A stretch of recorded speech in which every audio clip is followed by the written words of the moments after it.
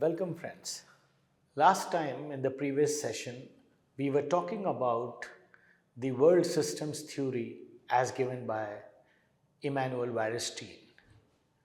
When he talks about the core, periphery, and semi-periphery, he argues that all these three constituents constitute the spatial dimension of the world economy. However, if one were to look at them in isolation, it appears that the world system itself is static.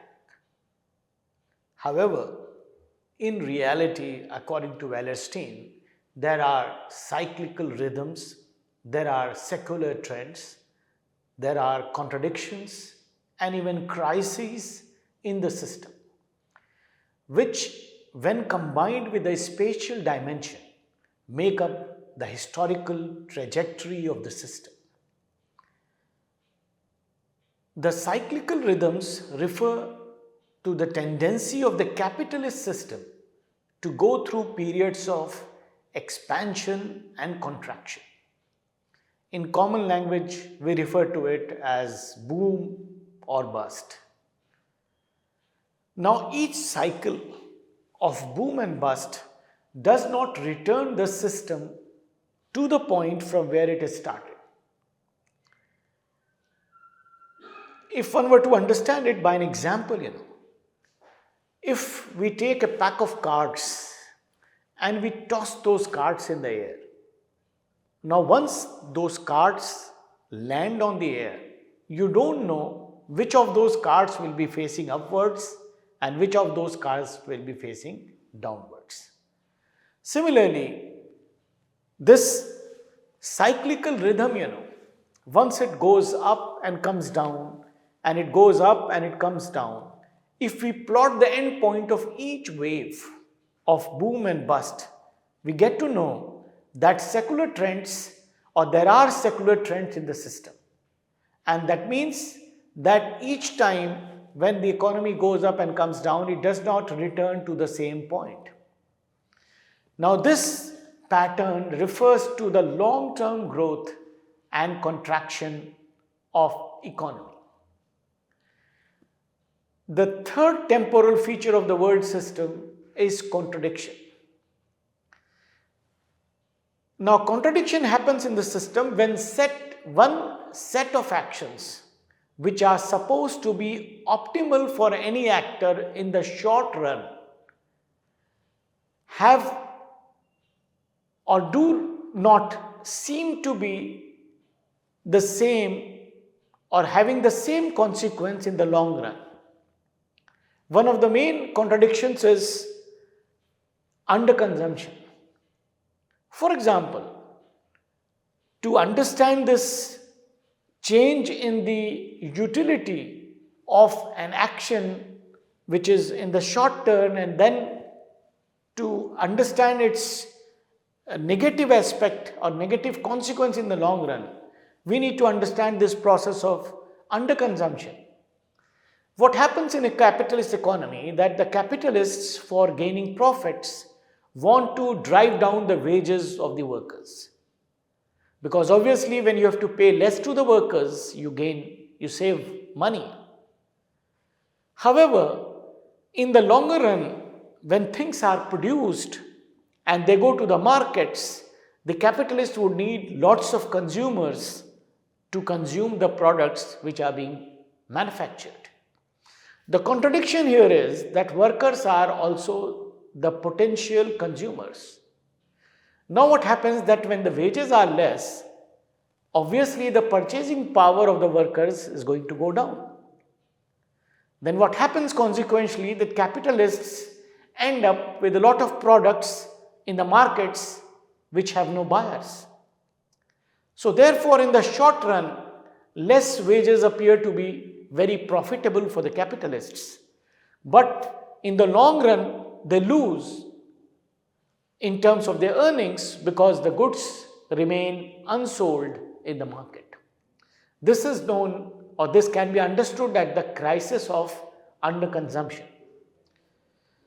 The contradiction arises, and why we call it as contradiction, because apparently sensible actions in the initial go do not have the intended results in the longer run.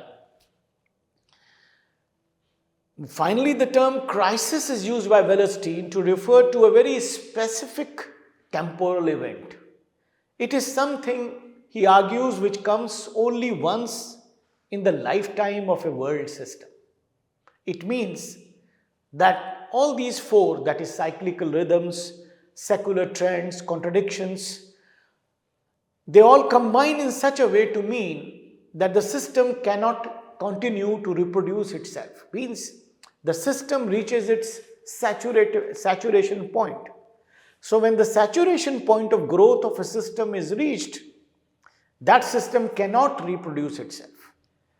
And then the system is confronted with a situation which Wallerstein calls as a crisis. Therefore, a crisis in the world system leads to its end, and then that system is replaced by another system. So this is how we see during the course of history the movement of one system and its reaching its saturation point, reaching its crisis, and then the system ends or it reaches its demise, and then a new system is created. And that is how, one system is replaced by the other system. He further argues that the current world system which we are seeing today, which we are living in, is now in a crisis, and it will eventually die out, and it will also be replaced by another system, as the previous systems in history were replaced by new systems. He says that in a period of crisis, what is the silver lining is that in that situation, the actors have the maximum freedom of action. Because when a system is dynamic, it is operating well, the structure determines how actors will behave within that system. Because their structures are so firmly entrenched that they do not give much flexibility of action to the actors. But when the system is in terminal decline, actors seem to have the greatest freedom of action. And after a crisis, there are immense possibilities for the system. There are n number of outcomes which can come in. And he says that the present crisis would lead, he expects and he hopes that the present crisis of capitalism would lead to the creation of a more free and emancipated society. The work of Wallerstein has been further developed by several scholars who have built further on his idea of the world systems theory. Scholars prominent among them are Christopher, Chase Dunn, Frank and Gill, Janet Abu-Lughod, and others. Janet challenges, they all challenge the account which has been given by Wallerstein, but Janet Abu-Lughod says that Wallerstein's account of emergence of the world system, when he says that the world system emerged in the 16th century, he says that by stating this, he is trying to make a statement which is factually incorrect. Because she says that by stating that in that time, she wants to remind Wallerstein that Europe was a peripheral area as compared to the Middle East, which occupied the central place in world economy. So she is questioning the basic assumption, on which the explanations of Wallerstein are based. Similarly, Dunn and Frank and Gill also have their objections to Immanuel Wallerstein's explanation of the world systems theory. So this was one strand of the Marxist perspective on international relations. Now we go on to the next strand of Marxian thought in IR, and that is known as Gramscianism. This strand emerges from the work of Marxist or Italian Marxist Antonio Gramsci. And here we'll discuss some of his arguments and that of some others also who have contributed to introducing this idea to IR scholarship.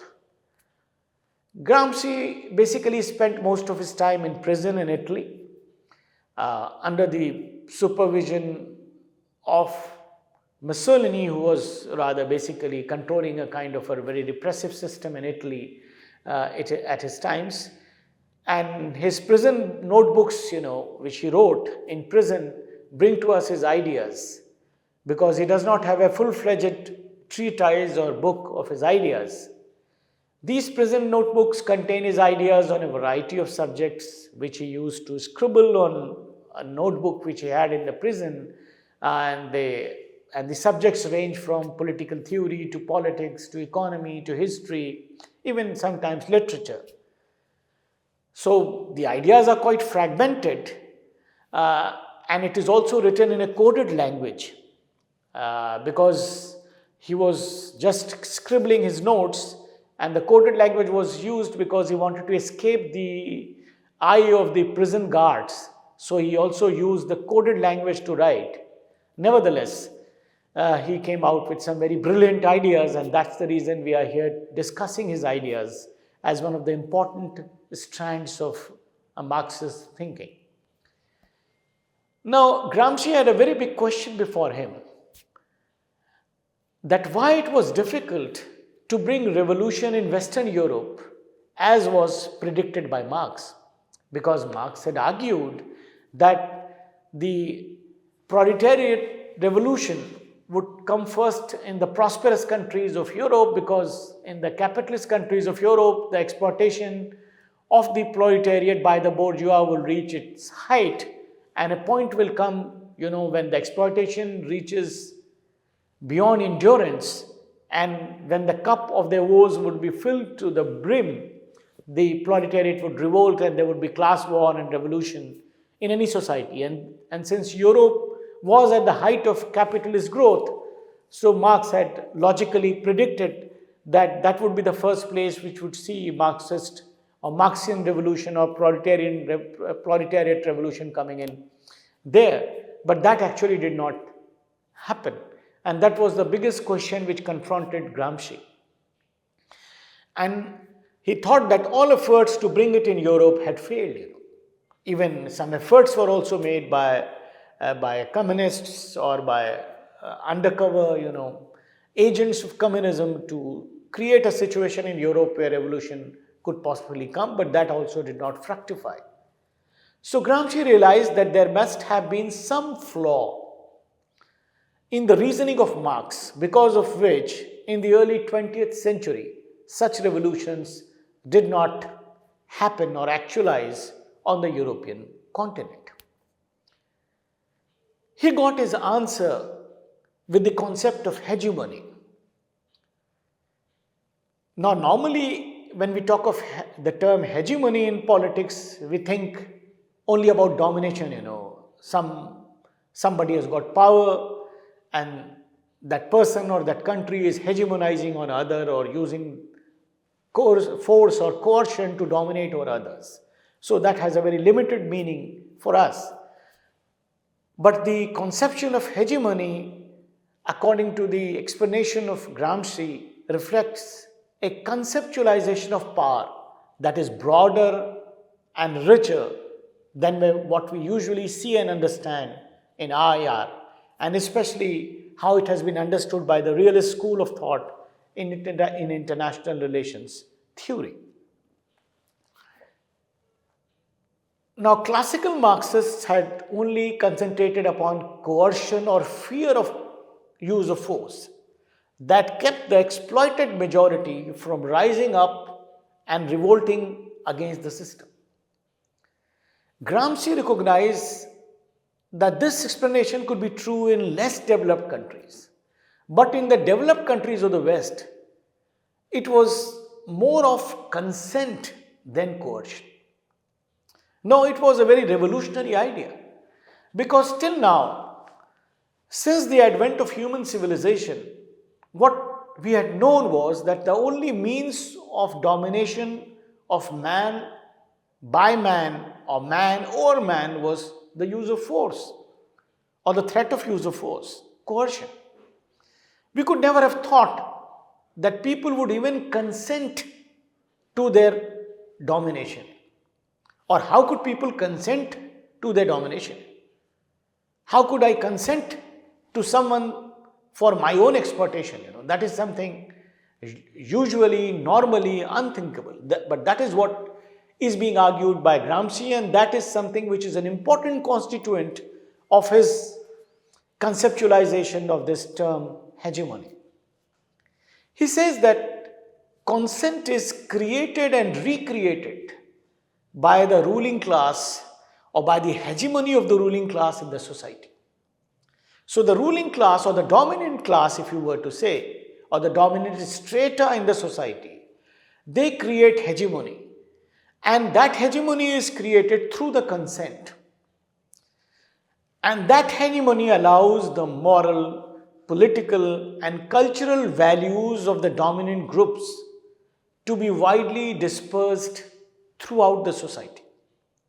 So what the dominant group does is that they slowly and gradually create such situations whereby their values become the dominant and accepted values in the society. And they are accepted to the extent that subordinate groups and classes understand that these values are their own values. Now, when a certain group of people, a certain class, which has a different set of values, and there is another class which is dominating over them, and slowly and gradually this dominated class comes to accept the values of the dominating class as their own, then what happens? That the dominant class does not need to use any force to dominate over these people, to enforce its moral, cultural and political values. Because now they have taken the values of the dominating class as their own. So they are their own values, so therefore there is no need of the use of force to enforce these values. And therefore, these people who are the dominated group or class have now, since they have accepted the values of the dominating class, there is no need of the use of force, and they would automatically, willingly, consciously and willingly do things what the dominating class wants. So the dominant ideologies become sedimented, or their values become sedimented in the form of common sense. So their values become common sense for the dominated class. Now, what is this idea of common sense? It's a very interesting idea. And what is the force of common sense? The ultimate point to which an idea can go is the point where that idea acquires the level of common sense. Because the moment an idea becomes common sense, it goes beyond debate. Because as you see in this world in which we live, every idea is debatable. You come up with an idea and somebody will come up with a counterpoint. That this is right, but that is also right. Or people would not agree to this particular idea. But there are ideas which are considered as common sense in the society. And commonsensical ideas are those ideas, or common sense values are those values on which there is no debate. Everybody accepts those ideas uncritically. So there is no critical scrutiny of an idea which becomes common sense, and that is its ultimate victory as far as civil society is concerned, because the idea gets entrenched in the civil society. For example, when you were kids, you were being taught by your parents, by your seniors, by your teachers, that we should all be honest. We should all speak the truth. We should be nice to others. These are the basic moral values which we are taught as children in our families, in our schools, and they are universal values. Since they are universal moral values, nobody ever questions the logic of these teachings. Nobody ever comes up and says that why should we speak the truth, Because so many people in the world are so successful not speaking the truth, or always being wedded to falsehoods, they are very successful. No. Nobody says that. And if somebody says that, people will laugh at that person. What you are saying, This is common sense. Everybody in the world accepts that speaking the truth is the desirable thing in a society.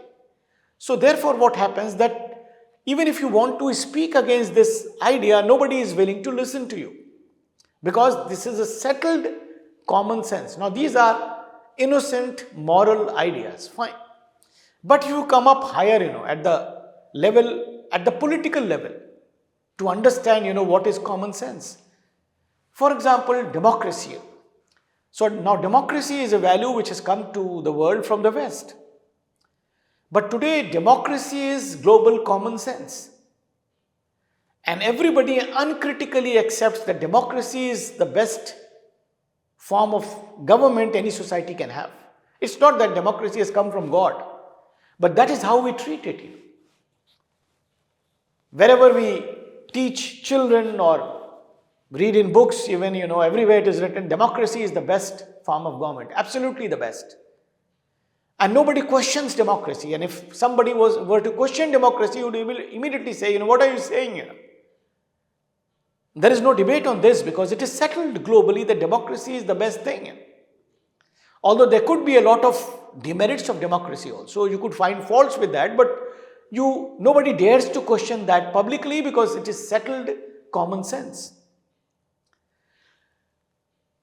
Similarly, when we are talking of the dominant ideologies, if those dominant ideologies get to acquire the level of common sense, then what will happen?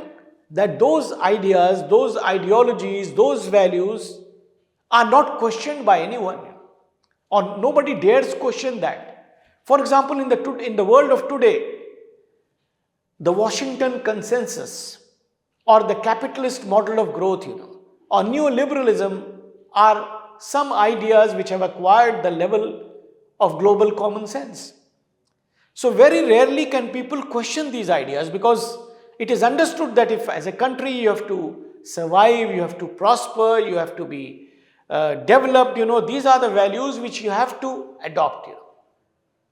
So therefore what happens that these ideas have become global common sense. The most important common sense today is globalization. The whole world accepts globalization as the panacea of all the ills. Nobody can question that.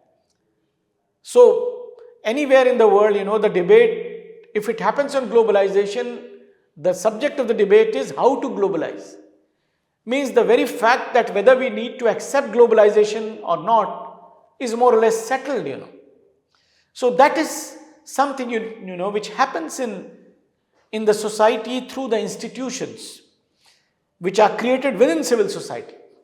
And these institutions include the media, the religious institutions, the educational institutions, and institutions like these, which contribute to creating this common sense. So therefore, Gramsci here takes the superstructure of Marx seriously. If you recall, we had discussed in one of the previous sessions that Marx talks about base and superstructure in the society. And the argument of Marx is that the most important thing is the base, which consists of the relations of production and the forces of production.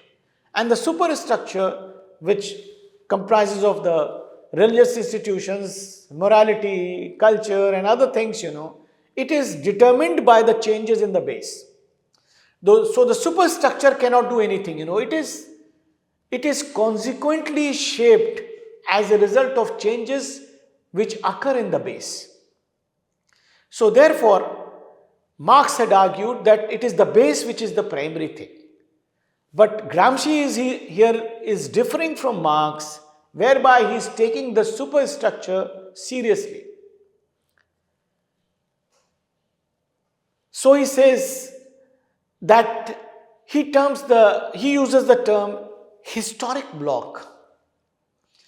And he says that there is a mutually reinforcing and reciprocal relationship between the base and the superstructure. that together underpin a given order. So therefore, for him, it is not the base which affects the superstructure or even vice versa. He says that there is some kind of a mutually reinforcing relationship between both these, the base and the superstructure. And therefore, for him, it is not only the economic relations, neither only the political relations and ideas that are important, rather it is an interaction of both.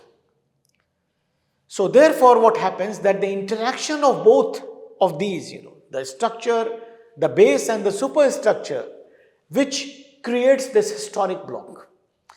And if the hegemony of the ruling class is the main factor in the perpetuation of its dominance, he argues and if we want to transform it, we need to challenge this hegemonic position. So, a certain historic bloc is created where certain hegemony is established, or the hegemony of the ideas and values of the dominant class or strata is established. And if one needs to change this hegemony, we need a counter-hegemonic struggle. So, we need a counter-hegemonic struggle which challenges this system and tries to establish something in its place. That is what has been argued by Gramsci. There are certain other, explanations which have been given by him, and we would come to understand Gramsci's ideas more closely and their application in the international political arena by the ideas of another very prominent political scientist whose name is Robert Cox in the next session. So we end up here with this understanding that how Gramsci has tried to explain to us the concept of hegemony, how he has explained the idea of common sense, how that dominance is created through the institutions of civil society, and how a certain historic bloc is created. Thank you.